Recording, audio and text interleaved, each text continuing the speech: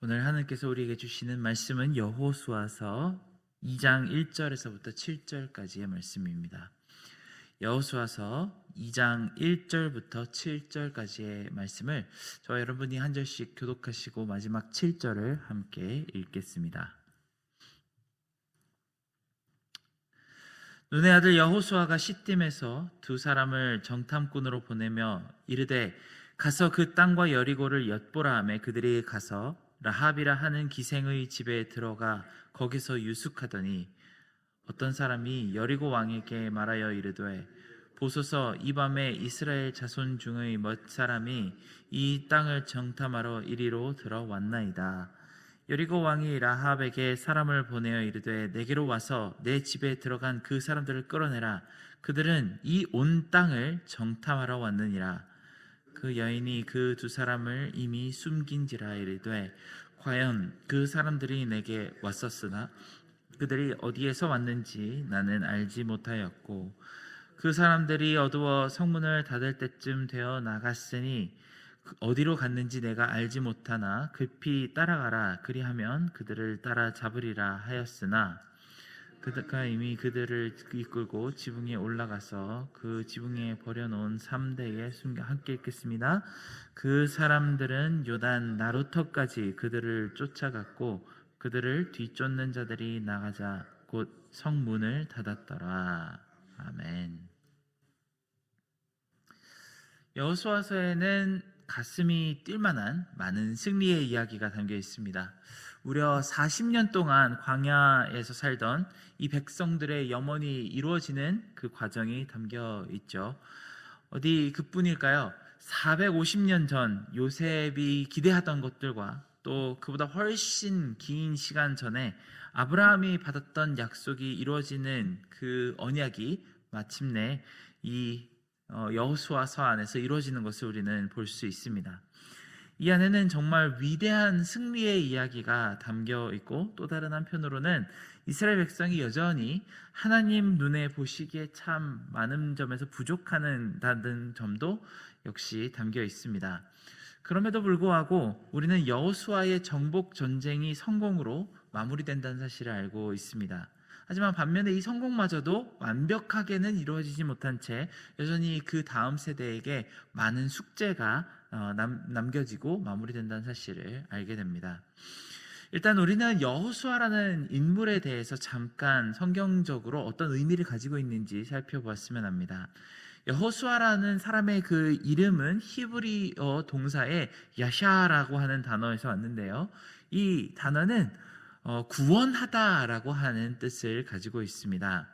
그러니까 여호수아라는 사람의 이름 자체가 주님께서 구원하시다라고 하는 그 이름의 뜻을 가지고 있습니다. 히브리어 원어로 이 발음을 할 때에는 예슈아라고 발음을 하는데요. 바로 우리 주님 예수님의 히브리어 이름이 바로 예슈아, 여호수아입니다.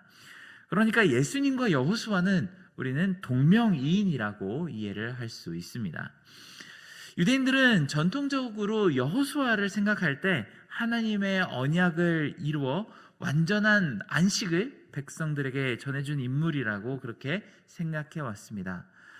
바로 하나님께서 약속하신 그 땅을 정복하여 대대손손 영원히 거주하게 한 그것이 하나님께서 약속하신 영원한 안식이라고 여겼던 것입니다. 히브리서에는 여호수아의 이 업적이 그저 예수님이 이루실 완전한 안식의 예표이자 그림자였다는 것을 설명합니다. 히브리서 4장 8절에서 9절에는 이렇게 설명합니다. 만일 여호수아가 그들에게 안식을 주었더라면 그 후에 다른 날을 말씀하지 아니하셨으리라. 그런즉 안식할 때가 하나님의 백성에게 남아 있도다라고 합니다. 히브리서의 저자가 주장하는 것은 이 땅에서 이루어진 그 가나안 정복이 하나님께서 주시려고 했던 언약의 전부가 아니고 예수님께서 이루실 구원의 온전한 실체에 대한 그림자이자 그 먼 미래에 대한 예표라고 이야기합니다. 그러니까 그 땅에 너무 집착하지 말고 하나님께서 구원 되신 주님을 통해서 이루실 그 언약에 대해 바라보라고 권고하는 것이죠. 하지만 이 말을 다른 각도에서 생각을 해본다면 여호수아서를 우리가 읽으며 우리가 주님을 통해서 얻은 구원의 실체가 무엇인지에 대해서 더 깊이 이해할 수 있는 많은 영감이 담겨 있다는 뜻을 담고 있습니다. 이 예수님의 구원이 너무 복잡하고 영적이라서 우리가 잘 이해하기 힘든 것들을 쉽게 이해할 수 있도록 눈에 보이는 예시와 역사적인 스토리를 통해서 알려주시는 것이 바로 여호수아서의 역사입니다. 그러니 우리는 이 여호수아서를 묵상하면서 우리가 얻은 하나님의 구원에 대해서 더 깊이 이해하고 다가갈 수 있는 그런 계기가 되기를 기도합니다. 여호수아는 옛날 40년 전의 시기와 비슷하게 먼저 염탐꾼을 가나안 성 여리고 성으로 파견하는 것으로 시작합니다. 그 옛날에는 여호수아가 정탐꾼으로 이 가나안 땅에 들어갔었는데 이번에는 자기가 그 모세의 위치에서 정탐꾼을 파송하는 상황이 되었습니다. 참 아이러니한 상황이죠.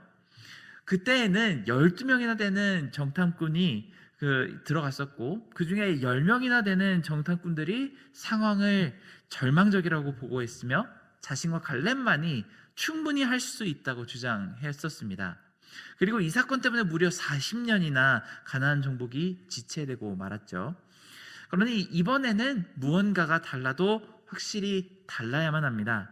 그 전에 똑같은 실수를 반복해서는 절대로 안 되는 상황이었었죠. 사실 이 두 명의 정탐꾼과 라합의 이야기는 우리가 너무나도 잘 아는 이야기일 것입니다. 아마 제가 지금 초등부에 가서 물어봐도 아마 이 이야기에 대해서 아주 익숙하게 대답할 만한, 그렇게 소개할 만한 아이들이 많을 것입니다. 그 정도로 우리에게는 잘 알고 있는 알려진 스토리가 바로 라합과 정탐꾼의 이야기입니다. 그런데 이 이야기를 곰곰이 살펴보면 정말 이상한 점이 참 많다는 것을 깨닫게 될 것입니다. 애초에 이 정탐꾼들은 왜 하필이면 여리고성의 수많은 그 집들 가운데 숨으러 기생집으로 들어갔을까요? 한국의 성경에는 기생이라고 하니까 우리가 사실 술 팔고 노래하며 사람들을 접대하는 그런 사람들이라고 생각하기 쉽습니다만 영어 성경에 보면 기생 라합을 prostitute 아니면은 harlot이라고 말합니다. 우리가 생각하는 노래하고 술 따르는 그런 기생이 아니라 성매매를 통해서 생계를 이어가는 사람이라는 뜻을 가지고 있습니다. 우리가 유대 율법과 전통에 대해서 조금이라도 지식을 가지고 있다면 절대 경건한 유대인들이 근처에도 가지 말아야 할 장소가 바로 이 기생 라합의 집과 같은 장소라는 것을 알 수 있습니다. 그런데 하필이면 자기 몸을 숨기러 간 곳이 바로 이 기생 라합의 집, 유곽에 있는 곳입니다. 이런 아이러니 앞에서 이 글을 읽는 독자들은 처음으로 의아함을 느낄 수밖에 없습니다. 그런데 그들이 들어간 곳에서 기다리고 있었던 인물이 바로 라합이었습니다. 이 라합이라는 사람의 그 이름의 뜻은 넓다, 크다라는 의미를 가지고 있다고 합니다. 아마 이 정탐꾼들의 실력이 별로였는지 이미 여리고 사람들은 이스라엘 정탐꾼이 들어왔다는 사실을 다 알고 있으며 특히 이 집, 라합의 집으로 들어갔다는 사실마저도 잘 알고 있습니다. 이 제보를 통해서 왕은 군사를 파견해서 그들을 이제 잡으려고 대응을 했습니다. 이 점만 봐도 우리는 참 여리고가 만만치 않은 동네라는 사실을 알 수 있죠. 하지만 놀랍게도 라합은 이미 여호와 하나님에 대한 두려움과 믿음을 가지고 있습니다. 그녀가 하는 말을 들어보면 벌써 신앙심을 깊이 가지고 있는 사람처럼 보입니다. 게다가 하나님의 언약 백성 중 하나가 되기를 진심으로 소망한다는 이야기를 전합니다. 이후로 다른 목사님들께서 자세히 설명해 주실 테니까 제가 미리 설명하지는 않겠지만 그녀는 이 상황을 모면하기 위해서 한 말이라기보다는 주의 구원을 기다리는 백성의 한 사람인처럼 그렇게 고백을 하는 장면이 등장합니다. 또한 라합의 집과 하나님의 백성이 라합의 집이 구원을 받는 과정들에는 참 복음의 심볼이라고 할 만한 것들이 한가득이 담겨 있습니다. 이번 주 내내 이 라합의 스토리를 한번 묵상해 보시면서 그 복음의 신본들을 잘 찾아보시면 좋겠습니다. 마치 6월절 문설주에 피를 발라 그 죽음을 피해갔던 것을 연상하게 하는 붉은 줄을 매는 것과 한 사람의 믿음으로 온 집안이 구원을 얻는 것에서부터 그 믿음을 통해서 그리스도의 오심을 준비하는 것까지 아주 많은 부분에서 이 스토리 안에는 구원을 예표하는 이야기가 담겨 있습니다. 도대체 여호수아서는 왜 1장에 정말 중요한 이 파워 트랜지션에 대한 기록 다음에 2장 라합에 대한 이야기를 수록했을까요? 바로 이 전복 전쟁에 대한 진정한 의미를 잘 설명해주는 에피소드가 바로 라합의 에피소드이기 때문입니다. 이 이야기 안에는 우리가 얻은 구원의 성격에 대해 설명하는 심볼이 정말 가득 차 있습니다. 아마 정탐꾼들은 이 일을 겪은 후에 어안이 벙벙해서 하나님이 우리를 살려주셨다고 바로 여호수아에게 와서 보고를 했겠지만, 이 일 후에 후대의 수많은 자손들이 이 일을 묵상하면서 하나님이 얼마나 커다란 그림 속에서 정말로 세밀하게 하나님의 구원을 준비하셨는지 이해할 수 있게 됩니다. 또한 라합은 구원받을 하나님의 백성들이 과연 어떤 사람들인지를 보여주는 한 명의 굉장히 귀한 이그젬플로 우리에게 등장합니다. 라합이 가진 모든 면면은 유대교의 측면에서 보았을 때 전혀 주의 백성이 될 수 없는 사람이라고 증거합니다. 처음 말했던 것처럼 그녀는 몸을 팔아서 생계를 유지하는 사람이었습니다. 절대 하나님의 백성들이 가까이 하지 말아야 할 부정한 사람이었습니다. 당시의 시대 상황으로 보면 우상숭배자들이나 박수 무당보다도 더 못한 취급을 받는 것이 바로 이 라합과도 같은 사람들이었습니다. 그리고 또한 그녀는 앞으로 멸망을 당해야 할 가나안이라는 나라의 백성입니다. 당시 사람들이 멸시했던 여인의 몸으로 이스라엘의 정탐꾼과 단판을 짓고 있는 모습도 이 글을 읽는 사람들에게는 의아함을 자아내게 하는 부분입니다. 라합의 모든 면면을 살펴보면 구원을 받을 만한 사람에게 필요한 어떠한 자격 조건도 다 갖추지 못하고 있다는 사실을 우리는 살펴보게 됩니다. 하지만 라합이 하는 말을 곰곰이 들어보고 그가 하는 행동을 살펴보면 하나님께서 그녀의 마음을 이 순간이 오기 전까지 얼마나 세밀하게 준비하셨는지를 알 수 있습니다. 정탐꾼들이 그녀를 회유하기 위해서 어떤 말을 해서도 아니고 여리고 사람들이 대세적으로 그런 마음을 가지고 있어서도 아닙니다. 그저 하나님이 미리 준비하신, 미리 택정하신 마음이라고 밖에는 도저히 설명할 수가 없습니다. 그 고백 하나만을 가지고, 그리고 그 결단 하나만을 가지고 그녀와 그 모든 집안 사람들이 구원을 얻게 되는 장면을 우리는 보게 됩니다. 우리가 광야 기록에서 보았던 어떤 이스라엘 백성들보다도 더 깊이 하나님을 신뢰하고 있고 그분의 백성이 되기를 갈망하고 있는 마음을 가지고 있습니다. 그리고 이것이 그녀의 의로 받아집니다. 이후에는 또 다른 놀라운 기적이 일어납니다. 군사들이 라합에게 정탐꾼을 끌어내라고 이야기하는데 라합은 이미 그들이 떠났다고 주장을 합니다. 그리고 병사들은 이 말을 그대로 믿고 성벽 바깥 요단강 근처까지 추격했다고 합니다. 성경학자들은 이 거리를 약 12km 정도라고 추측하는데 아마 건장한 사람이 무장을 한 채로 수색을 하면서 가려면 아마 몇 시간이 넘게 걸릴 거리입니다. 이들은 라합의 집을 한 번도 수색해 볼 생각을 하지 않습니다. 그저 그 라합이라고 하는 기생 여자의 말을 있는 그대로 믿어버립니다.